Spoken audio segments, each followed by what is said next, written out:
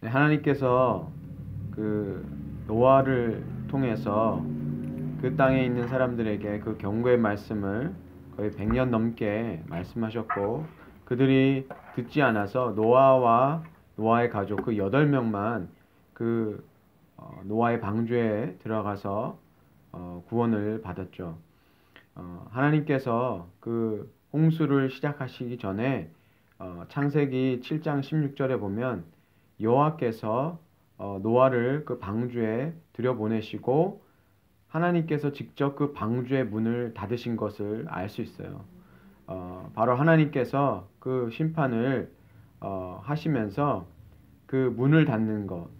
그래서 그때 하나님의 그 심판의 날도 하나님이 정하신 때에 일어날 것을 우리가 생각해 볼 수 있어요.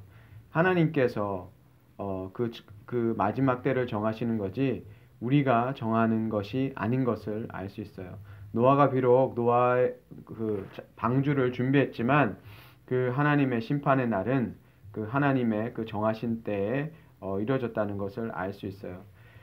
노아가 그렇게 하나님의 경고의 메시지를 방주를 만들면서 전했지만 그들이 듣지 않았다는 것은 바로 우리가 예수님이 말씀하신 것처럼 하나님이 직접 전하지 않으셔도 그 하나님의 말씀을 들을 자들은 그 경고의 말씀을 듣고 사실은 돌이키는데, 그렇지 않은 자들은 하나님이 말씀을 전하던 아니면 사람이 말씀을 전하던 그들이 듣지 않는다는 것을 알 수 있어요. 예수를 박해하는 자들은 우리를 박해하기도 하고, 예수님의 말씀을 받아들일 자, 믿고 따를 자들은 우리가 전하는 말을 통해서도 믿고 돌아온다는 것을 알 수 있습니다. 그래서 우리가 전하는 하나님의 말씀이 어떤 화려하고 우리가 전하는 말이 정말 뭐라 그럴까요? 설득력이 있고, 그리고 우리가 쉽게 얘기하는 말빨이 좋아서 사람들이 믿는 것이 아니라 우리가 전하는 그 단순한 하나님의 말씀을 듣고 구원받을 자들은 바로 구원을 얻는다는 것을 우리가 알 수 있습니다. 그래서 그 말씀을 그들이 받아들인다는 것은 바로 사람의 지혜나 사람의 어떤 말솜씨로가 아니라 바로 그들이 하나님이 택하신 자들이기 때문에 구원을 얻는다는 것을 알 수 있어요. 그러니까 노아도 이 사람이 의인이고 또 하나님께 은혜를 입은 자다고 성경은 얘기하고 있어요. 근데 그 하나님께서 그 땅을 심판하신다고 했을 때 사실은 그 땅의 모든 사람들이 다 악하다고 성경은 얘기하고 있었어요.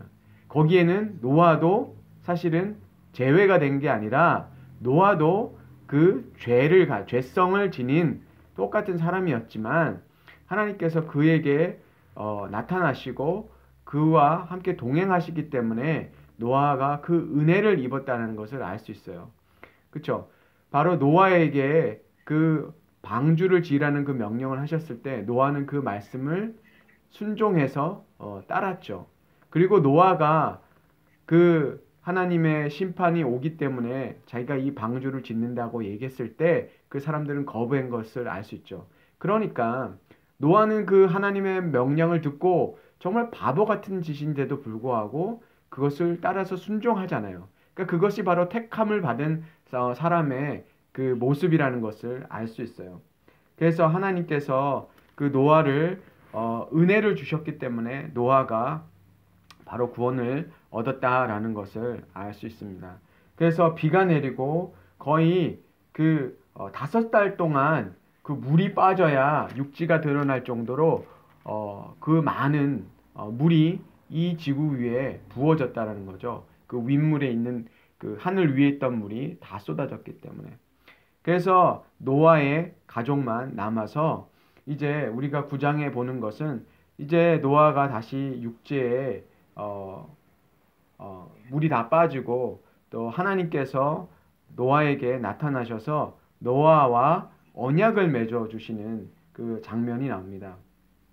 예, 노아가 그 8장에 오늘 읽진 않았지만 그 8장 21절에 보면 노아가 그 방주에서 나와서 하나님께 제사를 드린다고요. 번제를 드리는 장면이 나와요. 그리고 하나님께서 그 향기를 받으시고라는, 그러니까 그 제사를 받으셨다라는 건데, 그렇죠? 성경에 나온 모든 제사는 사람이 하나님을 기쁘게 하기 위해서 어떤 그 제물로 인해서, 그렇죠? 제물을 마치 그 신을 봉양하듯이, 우리가 봉양이라는 말을 쓰잖아요. 그래서 신이 그것을 먹고, 그렇죠? 우리가 민속 신앙에서 얘기하는 것처럼, 그렇죠? 신을 달래고 뭐 그런 제사가, 성경은 그런 제사를 얘기하는 게 아니에요. 전혀. 노아가 바로 번제를 드렸다는 것은 노아도 어떤 거라는 거예요.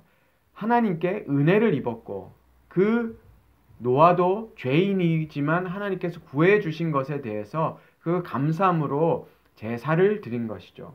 그리고 나서 8장 22절에 보면 그렇게 얘기해요. 하나님께서 그 노아의 제사를 받으시고 뭐라고 말씀하시냐면, 다시는 사람으로 말미암아 땅을 저주하지 아니하리니 이는 사람의 마음이 계획하는 바가 어려서부터 악함이라, 이렇게 말씀하셨거든요. 그러니까 이제 노아와 노아의 가족이 살아남았지만 그 제사를 드렸을 때 또 하나님께서 뭐라고 얘기했어요? 아, 노아와 노아의 가족들은 의인이기 때문에 이제는 죄가 다 끊어졌다라고 얘기하지 않는, 그렇게 말씀하신 게 아니라 뭐라고 말씀하신 거예요?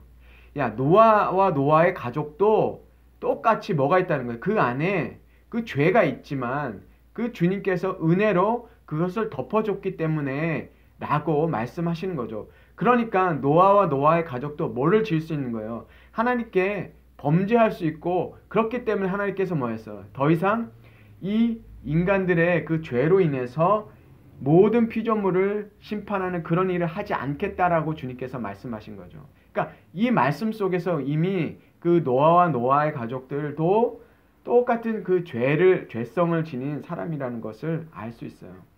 그래서 하나님께서 더 이상 이제 인간의 죄로 인해서 심판하지 않을 것, 특별히 그 물로 심판하지 않을 것을 하나님께서 약속하시면서 무지개 언약, 무지개를 보내주시면서 무지개 언약을 맺어 주셔요. 무지개라는 말이 그 캐쉐르라는 말인데, 그 말이 뭐냐면 그 히브리어로 활이에요. 활. 우리가 활 쏘는 활. 그러니까 무지개가 활처럼 생겼잖아요. 이렇게 동그랗게. 그렇죠? 그러니까 이게 활이라는 것은 옛날에는 이게 전쟁을 하고 공격을 한다는 그런 말인데, 그 아름다운 무지개로 이렇게 보여주신 거예요. 그는 뭐냐면 이제 더 이상 심판을 하지 않겠다.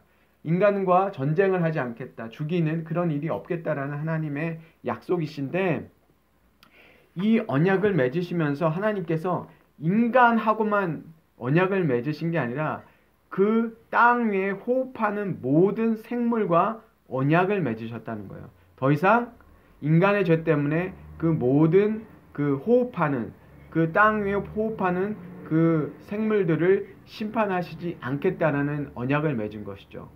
그러니까 인간이 무자비하게 동물을 파괴하고 이 생태계를 파괴하는 것은 사실은 하나님의 언약에 반대하는 거기 때문에 우리가 그런 부분을 또 읽을 수 있는 것 같아요. 우리가 이거는 하나님이 인간에게만 주신 언약이 아니라 그 모든 그 짐승과 새와 가축과 모든 생물과 함께 맺은 언약이심을 우리가 알 수 있어요.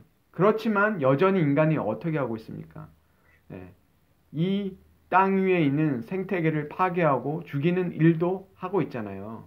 마치 우리가 동물을 사랑하고 이 땅에 있는 그런 그 생물들을 사랑하는 것이, 그것이 마치 어떤 그런 어떤 진보적인 사람들, 어떤 그 환경운동하는 사람들의 그런 일만이 아니라 하나님을 믿는 백성들도 사실은 지켜야 된다는 그런 부분도 우리가 생각할 수 있어요. 그래서 예수 그리스도를 통해서 우리가 구원받았지만 여전히 피조물들이 원하는 게 뭐예요? 하나님의 아들들이 나타나는 걸 바라는 거죠. 왜냐하면 여전히 죄로 인해서 인간들이 그 피조물들을 파괴하고 있는 것을 우리가 보게 됩니다. 그리고 나서 우리가 이 인간들 안에 여전히 노아도 죄인인 것을 알 수 있는 게 그 9장 이후에 사건이 있죠. 뭐냐면 노아가 어떻게 합니까?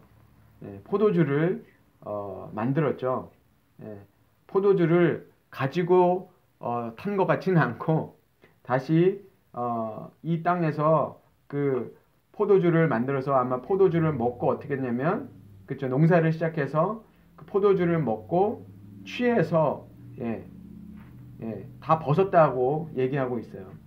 근데 그것을 보고 가나안의 아버지 함이 그러니까 아들이 있잖아요. 셈, 함, 야벳이 있었는데 이 함이 들어가서 그 아버지의 그 벗은 것을 보고 밖에 나와서 두 형제에게 알렸다라고 얘기해요. 그러니까 알렸다라는 것은 그것을 재미삼아서 아니면 그렇게 이렇게 폭로를 했다는 거예요. 그럼 뭐 그 가족이 지금 이제 다 심판을 받고 자기 가족들밖에 안 되는데 그것을 보고 그 비웃은 거죠. 사실은 아버지를 비웃은 건데 그거 셈과 야벳은 어떻게 하냐면 옷을 가져다가 그 아버지의 벗은 것을 덮고 어떻게 해요? 그 하체를 보지 않고 나왔단 말이에요. 그리고 나서 노아가 그 가나안을 그죠? 저주하는 장면이 나오는데 이것만 보세요. 그러면 노아가 잘한 거는 아니잖아요. 그러니까 노아도 보면 그 구원받았지만 이게 보여주잖아요. 벌써 죄성이 있고 죄를 짓는 그런 사람인 것을 우리가 알 수 있어요. 노아가 얼마나 여기에 그렇게 거룩해 보이고 그러지 않잖아요.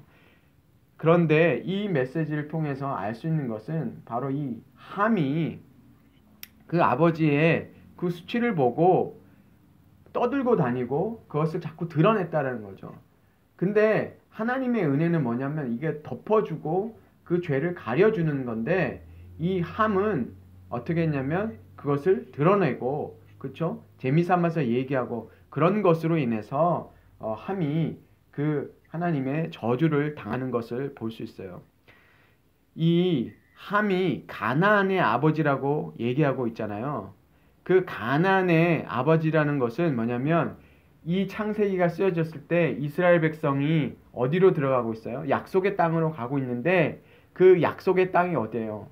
가나안이잖아요. 그러니까 이제 이스라엘 백성들이 애굽에서 나와서 이제 약속의 땅으로 가고 있는데 그 약속의 땅에 살고 있는 사람이 누구의 자손들이냐면 바로 함의 자손들이 거기에 살고 있는 거예요. 이제 그러니까 설명이 되죠. 근데 그 함의 자손들 그 가나안 사람들이 그 땅에서 또 범죄하고 그 땅에서 살았다는 거예요. 그래서 하나님께서 약속의 땅으로 왜 이스라엘 백성들이 애굽에서 400년 동안 이렇게 살았어야 되냐면 그 가나안 땅의 죄가 찰 때까지 기다렸다는 거예요. 뭐냐면 하나님께서 잘 살고 있는 사람들을 아무 이유 없이 내쫓은 게 아니라 바로 이 가나안 사람들이 그 땅에서 함의 자손들이 죄를 지었고 그들의 죄가 하나님 보시기에 어땠다는 거예요. 그들이 심판받기에 그 충분한 죄를 지었기 때문에 하나님이 그때까지를 기다리신 거예요. 하나님께서 이유 없이가 아니라 하나님이 판단하시기에 그들이 죄를 그 징계를 받을 그때까지 기다리셨다가 이제 이스라엘 백성들이 그 땅을 차지하게끔 하셨다는 거예요. 그래서 이 가나안 그 가나안의 아버지 함의 이야기도 여기에 지금 들어가고 있는 거예요. 그래서 이스라엘 백성들이 지금 이제 그 약속의 땅을 들어가면서 지금까지 있었던 그 역사들을 하나님께서 가르쳐 주고 계신 것이죠.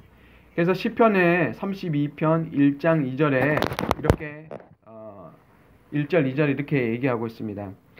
허물의 사함을 얻고 그 죄의 가리움을 받은 자는 복이 있도다 라고 얘기하시죠. 그러니까 우리 인간은 하나님께 그 죄를 가리움, 그쵸? 그 가리워졌다라는 거죠. 그 덮어주심을 받았기 때문에 그것을 복되다라고 얘기하고 있거든요. 그러니까 우리가 여기에 그 노아를 보듯이 노아가 뭔가 이렇게 대단해서 하나님께서 그 모든 사람들을 다 징벌하시고 노아와 노아의 가족만 살게 하신 것은 다른 이유가 아니라 바로 하나님의 그 은혜를 입어서라는 것을 오늘 이 이야기를 통해서 우리가 알 수 있는 거죠.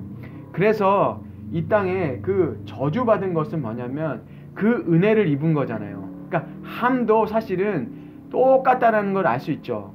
함이 뭔가 잘해가지고 방주에 탄 게 아니라는 거잖아요. 함이 그 노아의 아들이 함이 노아의 그 방주에 들어갈 수 있었던 거는 이 친구가 의롭고 선해서가 아니라 하나님의 긍휼을 입었다라는 것을 이 성경이 해주고 있는 거예요. 그럼에도 불구하고 그 함은 그것을 깨닫지 못해서 어떻게 했습니까? 자기 아버지의 수치를 알고 어떻게 했다는 거예요? 비웃었다는 거예요. 그것을. 그리고 다른 사람들에게 그것을 얘기하고. 그렇기 때문에 그 함이 그 은혜를 입어도 은혜의 그 가치, 그 의미를 깨닫지 못해서 오히려 어떻게 합니까? 저주를 받은 그 사건을 우리가 여기에서 볼 수 있습니다. 이것은 이 말씀을 통해서 은혜 받은 사람들이 살아가야 되는 것이 바로 허물을 덮어주는 삶이다. 그것은 왜 덮어주는 삶을 살라는 것은 우리가 허물을 어떻게 하는 거예요? 덮어준 것을 받았기 때문에 다른 사람의 그 허물을 그쵸? 덮어주는 것. 그런 삶을 살라는 것. 그러니까 교회, 하나님의 그 자녀들의 삶이 바로 사랑하는 자의 삶이잖아요. 근데 베드로 사도가 뭐라고 얘기합니까? 사랑은 모든 허물을 덮는다라고 얘기했어요. 그것이 바로 신앙인들에게 요구되는, 그리고 베드로 사도가 마지막이 가까웠을수록 우리가 서로 사랑하라, 그리고 서로의 사랑으로 그 허물을 덮어주라 라는 그 말씀을 하고 있어요. 그러니까 우리가 우리의 어떤 그 잘난 것 때문에, 우리가 어떤 선한 것을 많이 하는 것 때문에 하나님께서 구원하신 게 아니라 하나님의 은혜로 우리가 구원을 받았기 때문에 우리가 바로 그 삶을 살도록 하나님께서 인도해 주셨다는 걸 우리가 기억했으면 좋겠습니다. 그리고 또 한 가지는 그 노아가 그 모든 것이 다 멸망했잖아요. 자기 가족만 살고 자기만 살아남았는데 그 노아가 이 홍수의 심판을 통해서 무엇을 얻었을까 생각해 봅니다. 그렇죠? 다 멸망하고 자기와 자기의 가족만 살아남았는데 그 속에서 노아가 배운 것은 모든 것이 다 멸망했을 때 이제 남은 것은 무엇일까? 그걸 생각했을 때 하나님을 믿는 그 믿음만이 전부라는 것을 생각하지 않았을까 하는 생각을 해보게 됩니다. 모든 것, 끝까지 남는 것은 무엇일까? 그것은 바로 하나님밖에 없다라는 것을 알게 된다는 생각이 들었어요.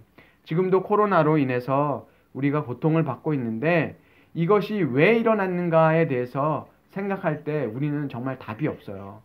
답이 나오지도 않고요. 그것은 하나님이 직접 말씀하지 않는 한 이 세상에서 이 코로나가 왜 일어났는지를 답을 줄 수 있는 사람은 아무도 없다고 저는 생각해요. 그렇지만 우리가 생각해야 될 것은 그러면 우리에겐 남은 것은 무엇인가? 끝까지 우리가 붙잡아야 될 것은 무엇일까? 라는 생각을 해보게 됩니다. 그것은 우리가 정말 하나님으로 인해서 우리에게 생명이 있다라는 것, 그것이 마지막까지 우리가 붙들 수 있는 그 진리라고 저는 생각합니다. 노아에게도 그랬던 것처럼 우리에게 남은 것은 정말 그리스도 안에 있는 생명이 우리에게 끝까지 붙잡아야 되는 것이다 라는 것 우리가 기억했으면 좋겠습니다.